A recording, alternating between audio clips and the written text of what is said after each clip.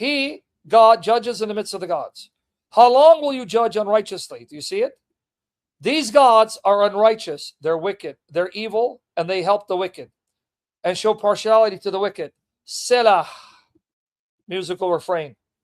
Give justice to the poor and the orphan. Justify the afflicted and destitute. Protect the poor and needy. Deliver them out of the hand of the wicked. So what is God saying these gods are supposed to do? You ready to learn? What are these gods supposed to do? They're supposed to protect the poor and the orphan. Protect the afflicted and destitute. Come to the need of the poor and the needy. And punish the wicked who oppresses them. But what do? They do not know, do not understand. They walk about in darkness. All the foundations of the earth are shaken. Why? Because instead of maintaining righteousness, they pervert righteousness, oppress the downtrodden, the needy, the widow, and empower the wicked to spread their corruption and wickedness and to oppress and tyrannize the poor, the weak, the needy.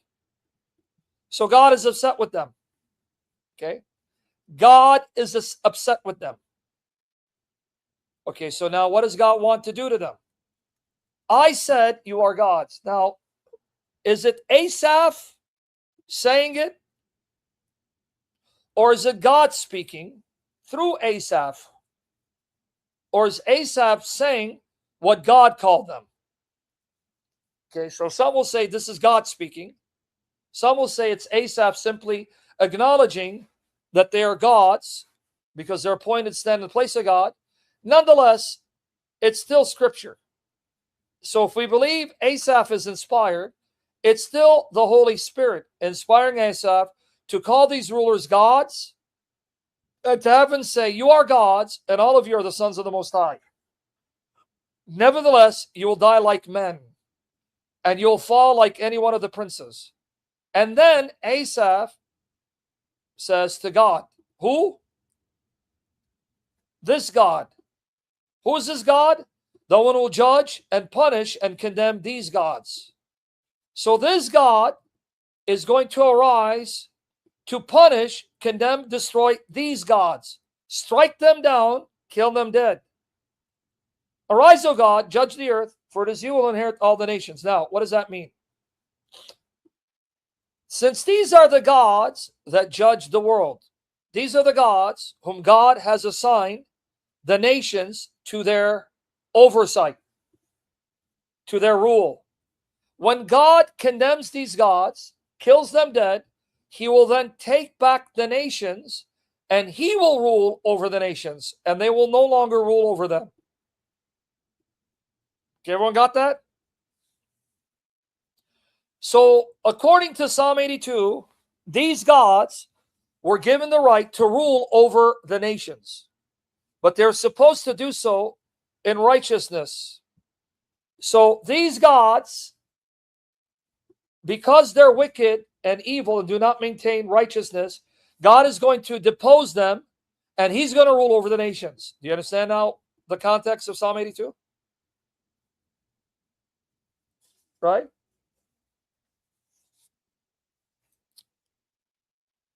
Do we understand Psalm 82? So what we want to figure out is, who are these gods and why did Jesus quote this psalm?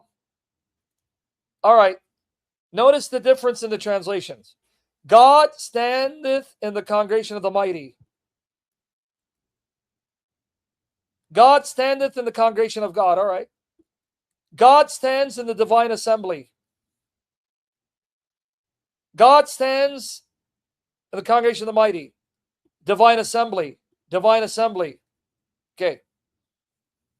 Why are these translations different? Is God standing in the congregation of the mighty? Is God standing in the divine assembly? Divine assembly, huh? Assembly where divine beings dwell? Or is God standing in the congregation of God? And if it's saying God's standing in the congregation of God, is it saying that God is standing in his own congregation? Anyone else? The issue is, Is it saying God is standing in his own congregation, or is God standing in the congregation where divine beings dwell? What kind of assembly? Divine assembly, not a human assembly. You know how you have a human assembly? A human assembly means where humans gather. Divine assembly means where divine beings gather. What is the translation? And we're going to look into it. So, is God standing in the divine council? Is he standing in his own council? Is he standing in the council of the mighty? See, like here, God takes his place in his own assembly. See, they're all over the place, right? God has taken his place in the divine assembly. Okay. God stands in the congregation of the mighty. You see the confusion, right? All right. Elohim takes his place in his own assembly. All right. Now that you see they're all over the place, let's look at the Hebrew. 82:1. Here is why they're confused. Okay, you want me to go in depth, right? Here's why there's confusion. Here's why.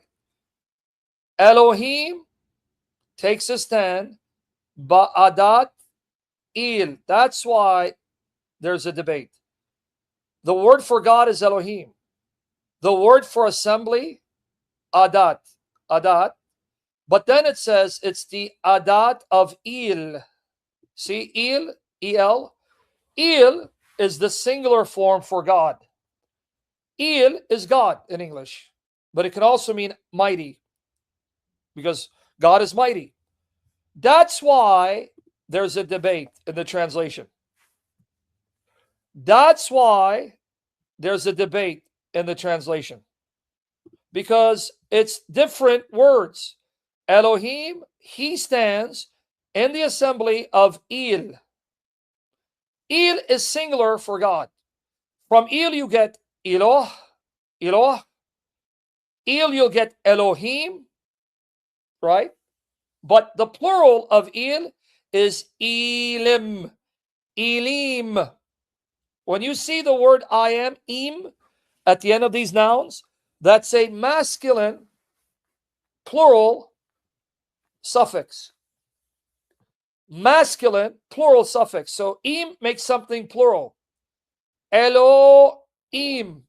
So if you remove the im, it would be Eloh. That's singular.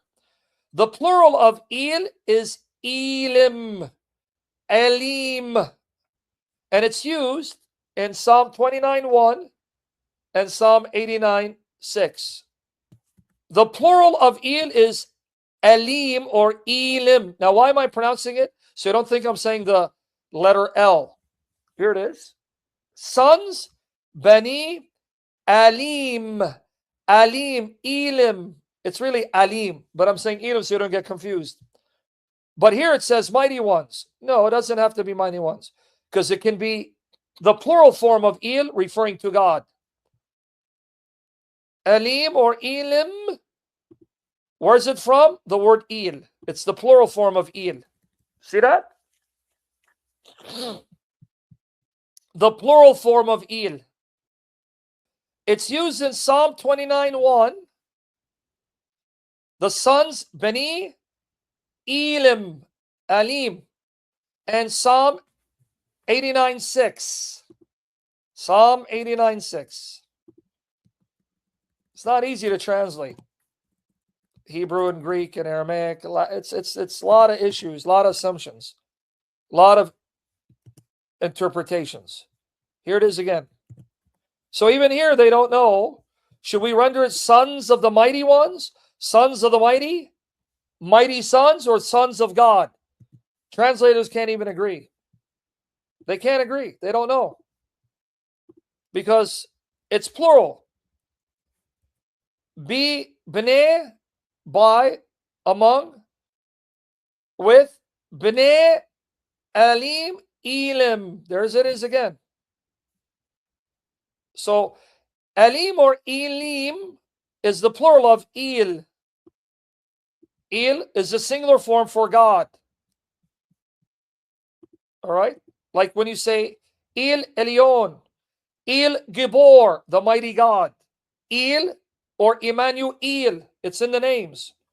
Emmanuel, Israel, Michael, Gabriel. The El at the end, that's the name for God. Okay? So now they're all confused, the translations, because here, look how they render Psalm 29:1. They don't even agree. All right, ascribe to Yahweh, O sons of the mighty. All right, let's see how other translations render it. Here it says, O you mighty. O ye sons of the mighty. Sons of the mighty. Ooh, sons of the mighty. You heavenly beings. All right. You who are godly. Angels in heaven. Sons of the mighty ones. You heavenly angels. Sons of God. Heavenly beings. You see, they're all over the map, aren't they? Boy. Here. Exegetical Bible. You angels. Sons of God. See, it translates Elim as singular, God, referring to the sons of God. You heavenly beings, you angels. But literally it's sons of Elim or Elim. So is Elim, Elim plural? Or is it plural for the one God, like Elohim? All right, sons of the mighty. Here, this one, O sons of God. You getting tired? They can't even make up their mind for you. Sons of the mighty, sons of the mighty, mighty ones, you angels, you heavenly beings. Well, they are heavenly beings, but are they the sons of God? Mighty sons? Sons of the mighty ones? Sons of the gods? See? Oh, sons of the powerful. Tired, right? You getting tired? Orthodox Jewish Bible. O ye b'nei Elim, Elim, sons of the mighty. Here, sons of God. Heavenly creatures, you sons of the mighty. Ye sons of God. Right? Ye mighty sons. All right. What about Psalm 29? I mean, Psalm 89:6. Too many issues to unpack, right? Okay. Same phrase. B'nei Elim, Elim. Here it is. Look, Psalm 89:6. Sons of the mighty. Divine beings. Sons of the mighty. Heavenly beings. Heavenly beings. Right? The gods. Sons of the mighty. None of the gods. No angel in heaven is like you. Amongst the sons of God. See, now it takes Elim or Elim as a reference to the one God. We got it so far? Sons of the gods. Look, this one is more literal. Sons of the gods. Heavenly beings. Angels. Divine beings. Sons of the mighty. Okay, you see it, right? You're seeing what's involved, the translation issues? Here, LEB Bible. Sons of God. Heavenly sons. Heavenly beings. Holy ones. All right, brother. Sons of the mighty. Sons of the mighty. Why is this? Well, the versification is different. Hold on. Heavenly being is like the Lord. Different versification. You see the translation issues involved? Too many issues, right? So I'm not here to solve it for you. I do believe it's sons of God. Sons of God. Right? Because I take the word, let me again explain to you. El is singular form for God. Okay? Elim or Elim, the im is masculine, plural suffix. It makes the word plural. So it can mean gods, okay, the plural here, or it can be God, a plural for the one God. or it can refer to mighty ones, because the word El means someone who's mighty, right? It can refer to someone who's mighty, strong, majestic. So it can mean mighty ones. See how many issues are involved? Or it can be an adjective describing what kind of sons they are. So the reason why you see some of them saying mighty sons, because they're taking Elim or Elim as an adjective meaning mighty sons. That these sons are all mighty ones. Sons who are mighty ones. Since they are sons, B'nai, El is plural to show that all of them are mighty. Sons who are mighty ones. You get it? But the one thing I want you to note is Elim is plural for El or El.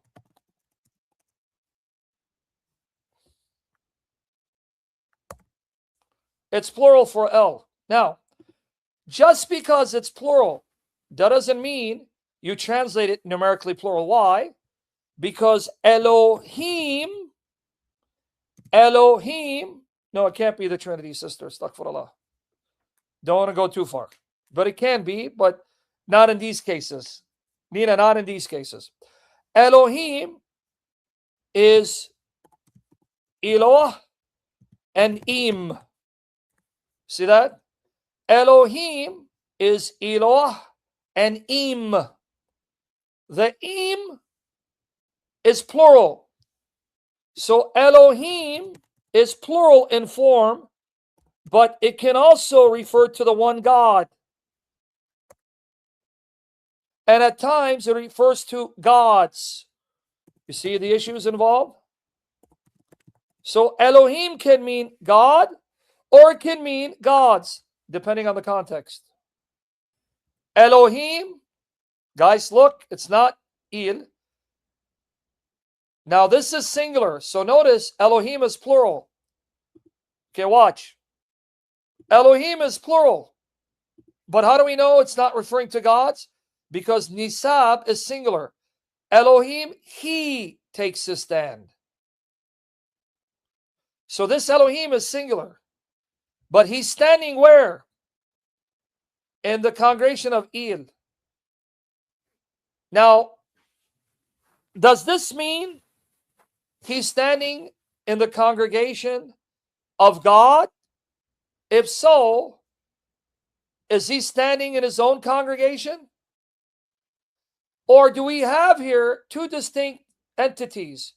The God who stands to accuse the other gods, and the congregation of the God where he takes his stand. You see how deep it goes? Is this saying God is taking a stand in his own congregation? Or is it saying God is taking a stand in the congregation of God, and this God is distinct from him? Or is El an adjective describing the kind of congregation? So is it saying this God is standing in the divine assembly, the assembly that is divine, meaning full of divine beings? Or is it saying God is taking a stand in God, the congregation of God, in God's congregation? So Elohim, God, is taking a stand in the congregation of God, El. So if it is the congregation of God, is it saying this is the congregation of the Elohim? Or is this the congregation of God? And this Elohim is not the same as this God whose congregation he stands up in. Okay, did we see the issues now? Now we know this Elohim here are the gods. Why? Because it says, right? He is near among these gods to judge them. So these are a different group. Elohim now refers to these other gods, that he, Elohim, is now among them to judge them, to condemn them. Okay, now, what I believe this is referring to is God taking a stand in the congregation of God. Now, here's where my dilemma comes in. God taking a stand in the congregation of God. So it's not an adjective. It's not saying the divine assembly. What kind of assembly? Divine assembly. No. It's the assembly of God. God is taking a stand in the assembly of God. He is standing up in the congregation of God to now bring an accusation, a charge against these gods, and then condemn them for their evil. So the imagery is a court setting. In this court, you have God arising to bring an accusation against the other members. What's the accusation? These gods are wicked. These gods are evil. These gods are corrupting the earth. These gods are oppressing the righteous, the poor, the needy. These gods are helping the wicked. They must die. And then the verdict, death. Okay. So in this court setting, in this congregation, we have the accuser, God, and the accused, the wicked gods. And what's their sentence? You're going to die. But is he the God who owns the congregation? Or is the congregation of someone else?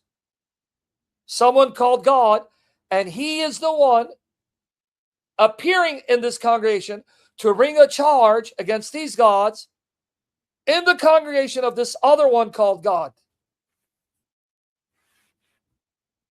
See how deep it gets? Because if you go with this God is taking a stand in the congregation of this God, then you're positing two distinct entities. So are they separate gods, or are they distinct divine persons whom the New Testament identifies as the Father and the Son? Well, if I have Psalm 82, everyone with me there? I can't answer that question from the Old Testament. If I don't have the New Testament, I can't answer this question definitively, in that I can't tell you this God is different from this God, and because they're different, they're separate gods, or they're distinct persons who are God, because I don't have the hindsight, the insight of the New Testament. See my point? Yes, I'm going to confuse you in the exegesis, because it's too deep. You understand? But I can tell you how some Jews understood this. You know how some Jews understood this? The Jews that produced the Dead Sea Scrolls, they understood these are two gods. Elohim is different from this El. And they understood this Elohim to be Melchizedek. Did you know that? In the Dead Sea Scrolls, they found in Cave 11 a scroll, and they call it the Melchizedek scroll. In that scroll, Melchizedek is a heavenly being who visited the earth and returned. And Melchizedek is the God who condemns these gods, and he's standing in the congregation of Yahweh. So the Jews understood these are two different gods.